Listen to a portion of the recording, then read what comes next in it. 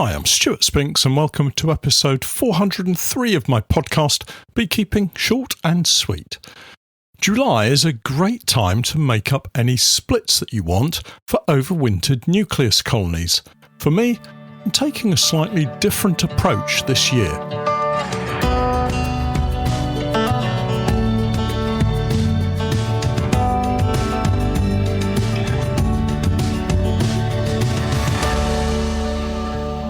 Beekeeping Short and Sweet, a beekeeping podcast for the inquisitive beekeeper with a short attention span.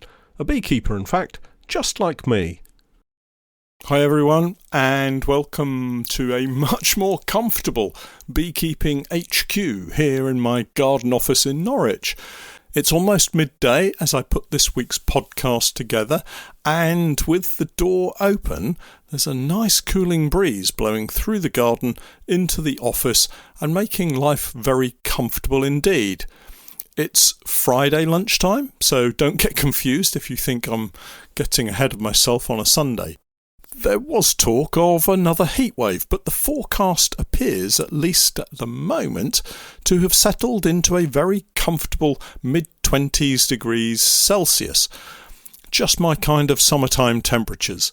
Steph, on the other hand, struggles with it, mainly because Marley travels out with us a lot and she worries he might overheat. You all think my primary focus when I'm beekeeping is disease or queen-right colonies or swarms maybe, or even honey production. You'd all be wrong. It's where can we park the truck to keep Marley most comfortable. It's not quite that bad really, and he is kind of a lovely dog, kind of. Wouldn't be without him though, but it is like having young children once again.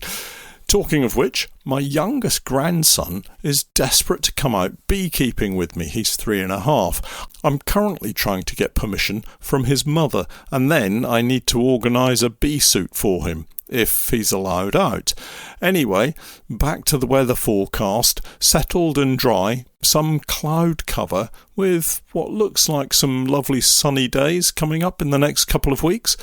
I guess we could do with some rain, that's the gardener in me talking, but remember, it also helps plants to produce nectar to entice pollinators to them, including our honeybees, so rain is good for honey too.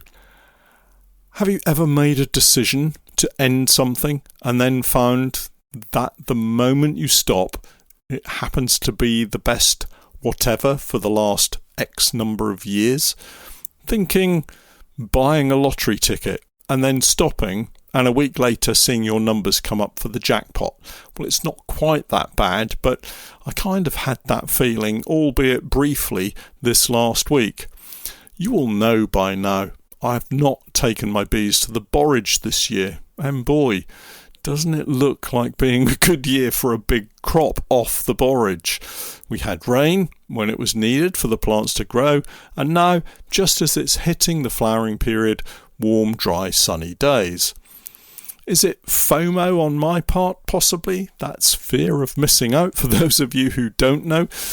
But I'm buoyed by the knowledge that I'm saving a fairly large chunk of time and money, as it has always cost me a significant amount of work to travel to the borage to pollinate without payment from the farmer, of course, and actually I'm getting a very nice crop of local honey that our customers seem to prefer anyway. So it's, I guess, a win-win situation, apart from that nagging voice in the back of my mind saying the cut comb from the borage has always been fantastic. But there we are. I do have a few frames of unwired foundation on our local hives, so it will be interesting to see how that comes out this year. If you've not tried cut comb before, the trick is to use thin, unwired foundation and get the bees to draw out the comb nice and evenly and get it capped with some lovely clean, almost white cappings.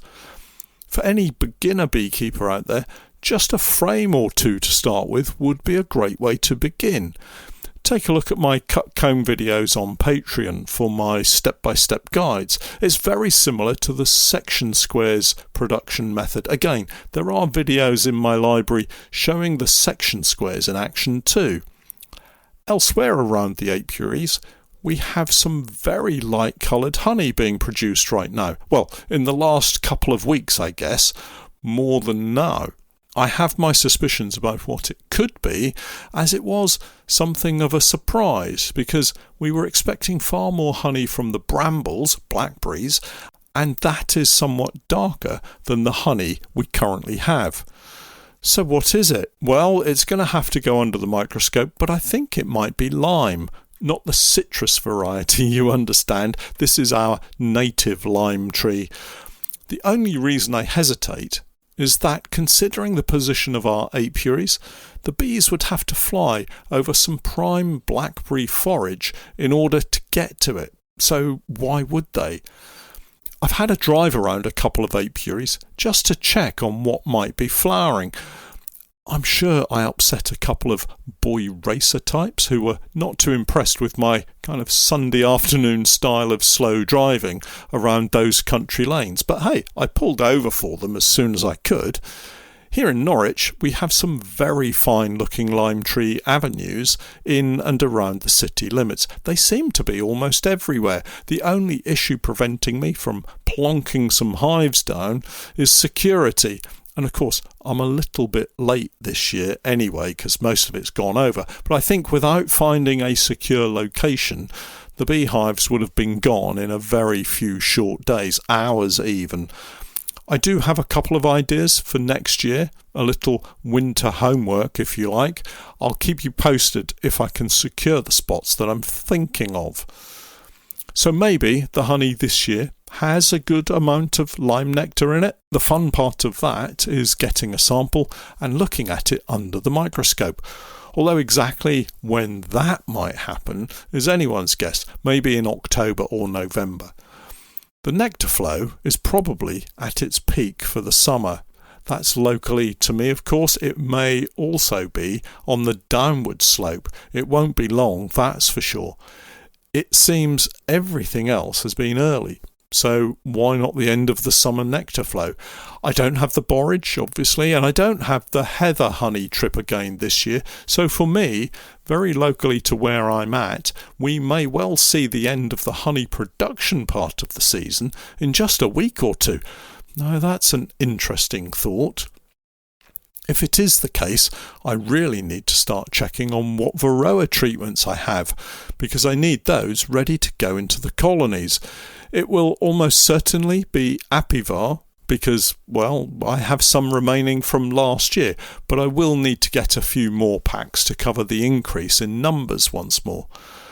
So with the nectar flow's probable slowdown happening in the very near future, I need to get round all of my apiaries and check that we have everything in place for them to produce as much honey as possible.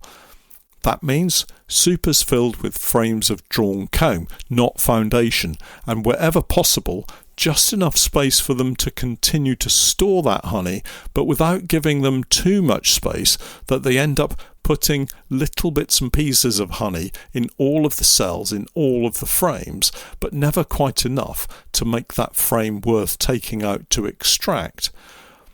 The last week has been a tricky week for hive inspections, and I've not been able to get round to inspect everything. That said, I don't think there's any need to inspect all of them from this point onwards. Colonies will gradually slow down in terms of the brood nest area and start to backfill with honey stores in preparation for what lies ahead. I really do need to check in on a few of them though, particularly over at the allotment apiary and the farm apiary.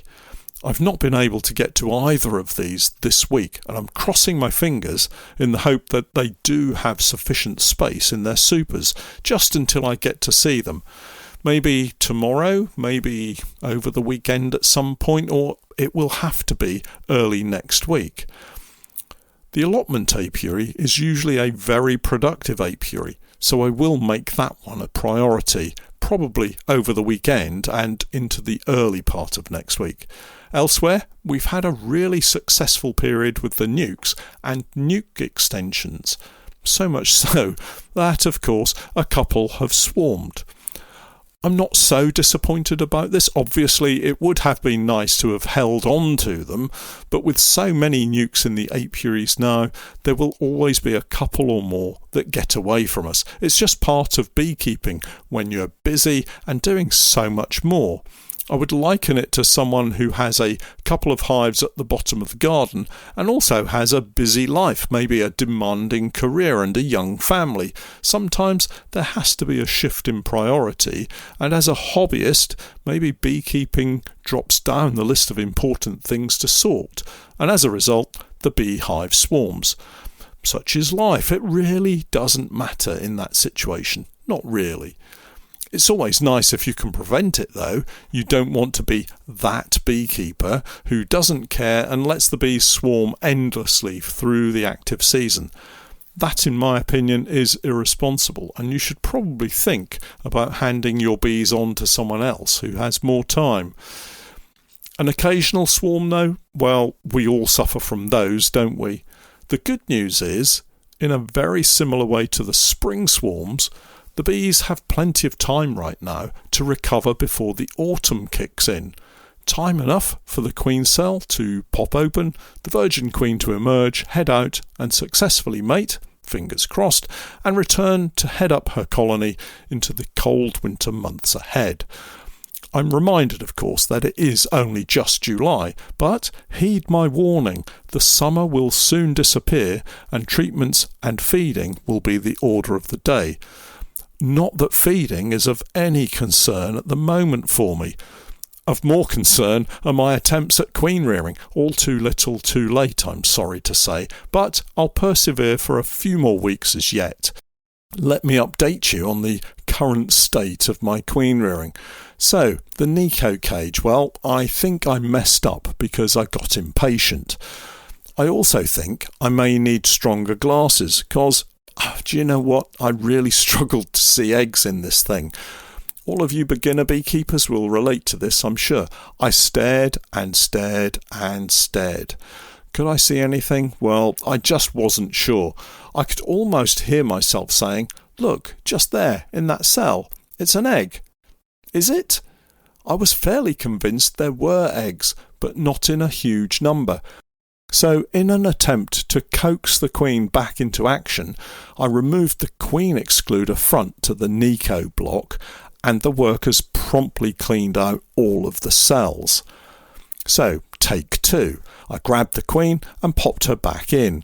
That was earlier in the week. I checked again on Wednesday, that's 36 hours after I put the queen back in, and there were definitely eggs this time. So, having given myself a telling off for removing the queen excluder, which may or may not have been the problem, I left it firmly in place this time, and I'm back there in the morning to see if we have larvae. There will be a video update for sure, whether it's good, bad or ugly. We're now at a point in the summer where splits for overwintered nukes are about to happen. It's a great time for non-production colonies to be used for this purpose. Colonies are at a maybe not so strong as they would be to produce a crop of honey, but possibly a full box of bees. Obviously, it would help if I could raise myself some queens. Anyway, that aside, I've been using our nukes to prepare frames for splits.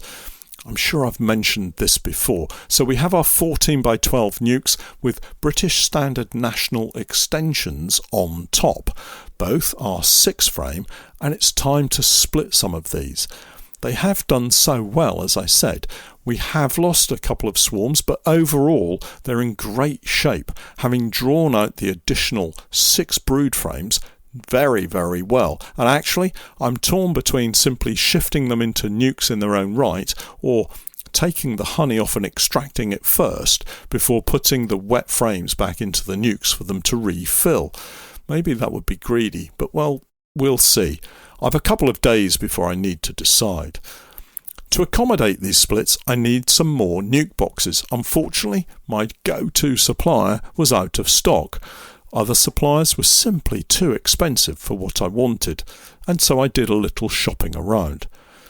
I only buy from UK retailers, so there's no Temu or Alibaba purchases going on here, and to my immense satisfaction, I found one that exactly suited my needs and my wallet, kind of. And I'm kind of wondering why I haven't tried them before. Oldcastle Farm hives, 6-frame, dual poly nukes. I'll pop a link in the podcast notes for you. They're made from expanded polypropylene instead of expanded polystyrene and claim to be stronger, more durable and better insulating. The absolutely single massive benefit for me is that they don't need painting. Okay, they're a dull beige colour, but as my wife pointed out to me, that's the colour I've been painting a lot of my nukes anyway. So does that make me dull? That was the question on my mind, but I chose not to ask her. Anyway, the other incredible detail is that they weigh 1.6 kilograms. They almost feel too light, if that's possible. They feel very, very light indeed. You guys really have to try one out. I was pretty much out of options and certainly almost out of time, so I ordered a pallet of 32 and as promised, they arrived today. I've just finished screwing the disc entrances on and I'm really keen to get them out into the apiaries and try them out. I'll keep you all posted as to how they perform and maybe shoot a video next week showing you what they look like. Think BS Honeybee's 2-in-1 nuke, but made of polypropylene instead of polystyrene. As I said, I'll pop a link in the podcast notes for you to take a good look at them. Well, that's it for this week. For all of you who haven't yet signed up to my Patreon page, I, together with Steph, have been creating beekeeping content for many years now. And if you're looking for some straightforward, down-to-earth tips and techniques, help and advice, then do take a look at my Patreon page. We have over 1,700 individual beekeeping posts, videos and podcasts filled with useful and timely help and advice. My approach is pragmatic and calm, sometimes entertaining, but always with help and support for the beekeepers at the heart of what I do. I keep my videos short and concise wherever possible, no waffle, no flannel, just honest beekeeping advice from years of keeping bees. Take a look and join me for the new 2026 beekeeping season. It'll cost you less than a jar of honey, and you never know, there may be something there that will help improve your beekeeping. Check us out online at www.patreon.com/Norfolk Honey.